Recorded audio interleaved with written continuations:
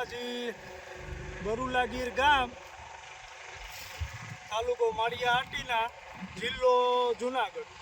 આજે માવઠાનો તબક્કો 25 તારીખથી 2 તારીખ સુધી જે વરસાદ અમારા વિસ્તારમાં પડ્યો, અમારા ગામમાં બરુલા ગીરમાં, એમાં એક જ એવું ખેતર બાકી હતું આપણા ભાઈનું, રાહુલભાઈ બારડનું, કે એને 128 મગફળી હતી। અને આજે એણે આજ 2જી તારીખે મગફળી ઉપાડવાનું કામ ચાલુ કર્યું છે। અને તમે આ જોઈ શકો, એમાં બહુ એટલી બધી જાજી નુકસાની નથી, 10% જેવી છે। માલ ઉગેલો દેખાય આપણે 10%। અને આમ તમે જોઈ શકો, ફૂલ બગડાટી બોલે 30 મજૂર છે, ઉપાડે છે।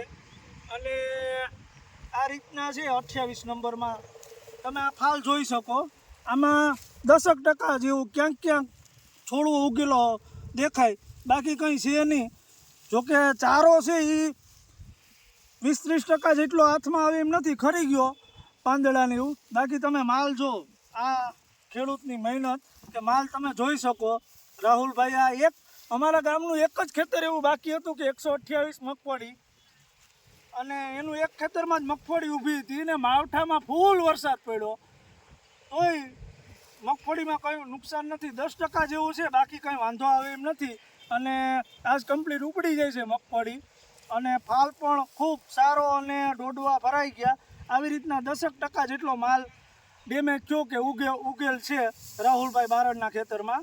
અને મગફળી 128 નંબર કે લાંબા સમય સુધી ઊભી રહી ખેડૂત મિત્રો।